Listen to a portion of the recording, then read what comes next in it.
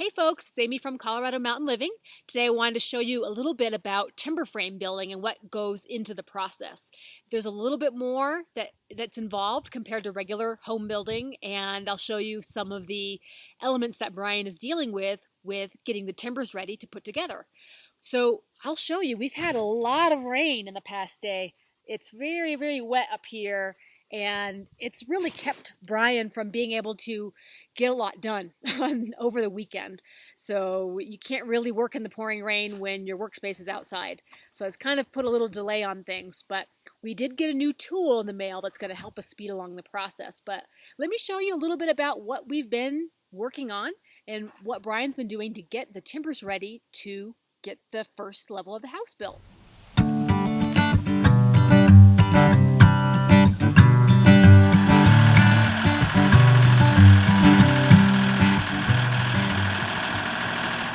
Okay, what's the situation here? We're working on laying out the posts for the timber frame on the floor here. So the blue lines are, what do the blue lines stand for? I don't know. I think like The walls. I'm not sure. The width of the walls is the blue lines, and then these squares are where the timbers are going to go.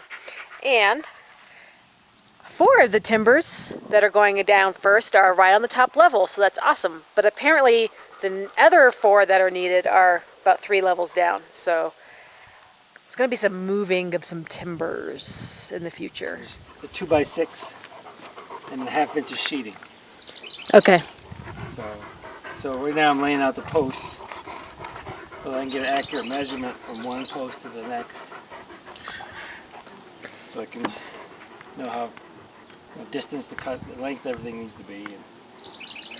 So the wall width you have to adjust for the where the timbers are going to be? Yeah, so the timbers are going to be way in here. They're inside. They're inside the actual 2x6 wall frame. Okay. Because the posts, I ordered 8x8 posts, but they're finished on. They're not rough cut, so they're S4S side, which means they're smooth finished on all 4 sides, which means they're actually only 7 1/8 by 7 1/8. So I have to adjust. I have to hand measure everything to figure it out. So that's why I'm laying everything out here so I can actually get an accurate measurement. Plus I'm going to adjust for drywall thickness and for any pine boarding we put in. So I have to add another 1/2 inch to the inside of the wall, because the post will have, on 2 sides of the post, we'll nail a strip that is a 1/2 inch thick sheeting, just a narrow, maybe a 3 or 4 inch piece, 3 inch. So it takes up the space. Okay. So that you can put the drywall behind it. Okay. Sounds like a lot of math. It's a lot of measuring and track.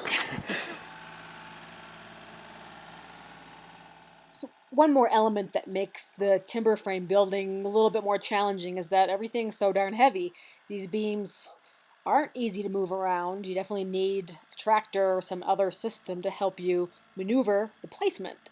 So Bryan's trying to lay out all the timbers on the floor in their respective places, and he's using, a combination of the tractor to move them and then a set of moving casters to be able to move the beams around on the surface of the floor. So it just makes it a lot easier than having to drag things and lift all of the time.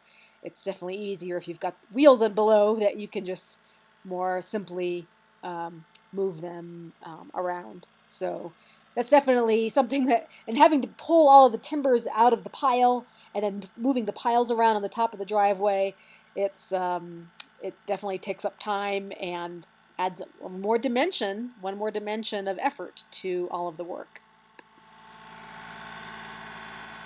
So the first thing that you're doing here is what? Marking out where to make all the tenons for the floor joists. Okay.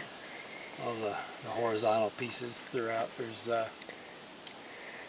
they all just to connect the bents, so that each bent is one profile of the house. There's 3 bents in our house, and then so I have to make all the mortises to connect them all together. It kind of looks like an arch in a way. Inside it's like yeah, it's gonna go straight up. 45, 45, and straight down. And there's 2 pieces in the middle. So there's 3 of those bents inside of our house on the first level. Correct. Yeah. So down here you're marking where they're going. I see squares. Yeah, so I plotted out because it's not an 8x8 post, but that's what it's designed as. And well, the architect actually did them as 7.5 because you plane off the rough stuff. However, they're all 7.125 by 7.125. So, so I measured it all. I plotted them all here so I can get actual lengths for all the cross pieces and so on. And then the boards, I mean the timbers are labeled as well, 2A, 2B, 3A, 3B. Yeah. I marked them for each bent, so when I'm fitting them together, each one's specific, each joint is specific to a piece of wood, 2 pieces of wood. So if we mix them up, they might not fit together. Yeah, I mean, if they're all individually cut and everything, you want to be working with the same piece that you know you've been working with. Not right, yeah, they all, you know, each one has different, you can see all the cracks in them. Each one has different cracks throughout the, and so that makes things a little different here and there. So, anyway. A little bit of variance can go a long way when you're working with 1/4 inch and 1/8 inch measurements, I'm sure. And they all got a little bit of a different twist to them too, so this one's, you can see it kind of rocks a little bit there. So with building a timber frame strategy, so you're marking up the wood to see where you're putting all the tenons and everything. What's the next step for the build process? Well, once I put in those mortises, then I'll cut them to length, and then I have to put in the mortise up at the top to take in the rafter. Okay. And that'll be a little more time consuming because it's basically just a little notch out here, and then the rafter is even more complicated because it's a 45-degree angle with a tenon on the end to stick the feed right into there. So.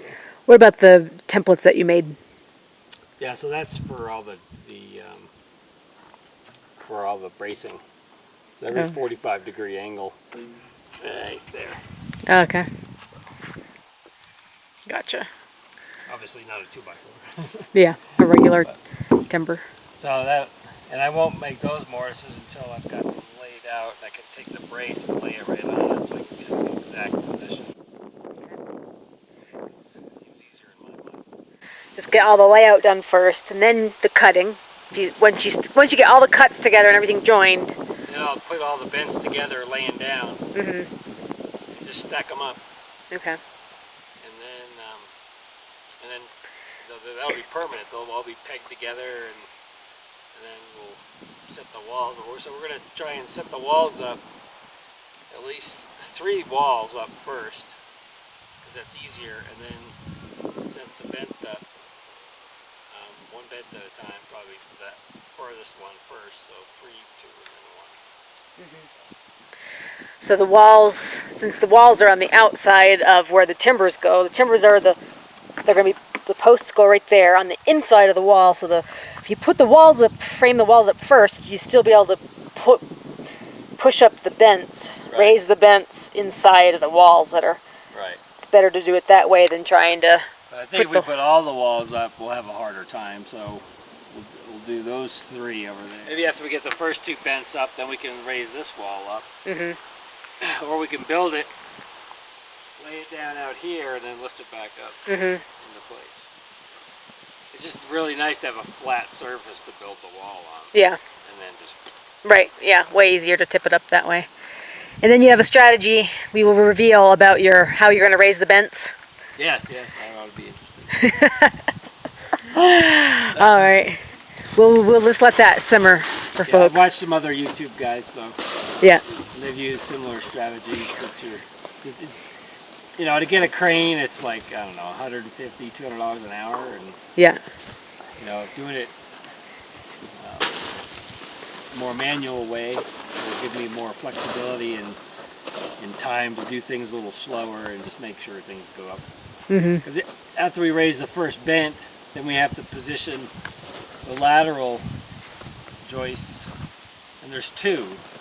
So we have to do a temporary frame to put those up. We might even be able to use the wall to help with that, and then put them in place, you know, set them in place, and then raise the next bent up. Right. And get those to... So it could be a lot of maneuvering, wiggling around, and time wasting while we've got a crane on the clock. Right, and some guy just sitting there twiddling his thumb. For $200 an hour. Yeah, well, we got some time before that piece comes into play. So for now, more measuring. And these, look at these handy little moving dollies for moving your timbers around on the surface. Yeah, I saw those on Harbor Freight. That was a great buy. Yeah. $20, 2,000-pound carts, and it's easy to lift half the beam. Yeah. And just throw it on and slide a cart under it. And just to pick these things up completely. Yep. I already did that a while back. When I made the bracing, I had to pick them up, stick them on the trailer.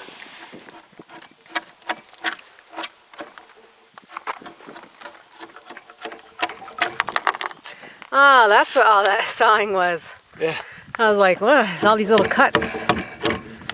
So that's how you do it. You make a dozen little cuts. Yep.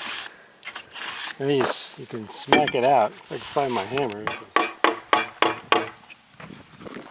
Cut it off. It's definitely more authentic with the mallet. Yeah. And a piece of 2x4. Pew! Let's take a look at that blade chisel. Timber chisel. Timber frame. Timber frame. Robert Sorby. Heavy duty. Heavy duty. It's quick work of it. My little Craftsman 1-inch short handle. The whole chisel is as long as the blade. Oh God. This you keep it nice and flat.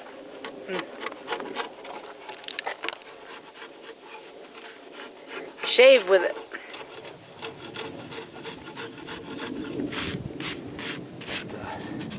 Not gonna taste.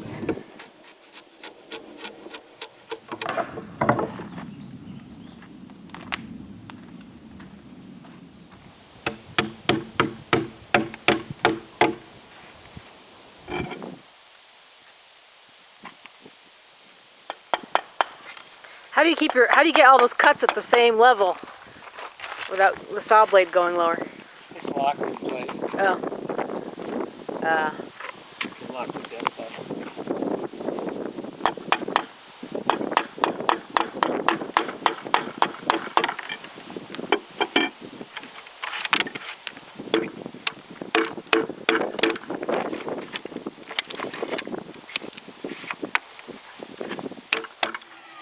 The handiwork for making the mortise doesn't end with a chisel.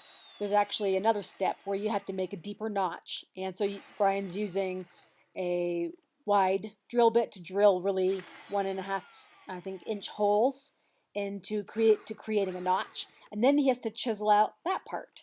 So there's definitely, this is a big time-consuming part of the process, and it's something that can be simplified with other tools. In fact, Bryan's put on order a chainsaw mortiser, which can go through all of these steps in a matter of minutes. So it definitely saves the drilling, the cleaning, the chips, and the drilling 5-6 holes right there just to kind of make a notch, and definitely speeds up the process.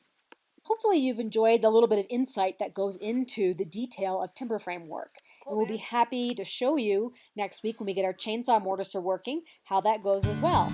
But thanks for tuning in, guys, and we will keep you updated with all of our progress. Stay tuned, give us a like, give us a thumbs up if you want to keep supporting us, and we'll keep you entertained. Take care.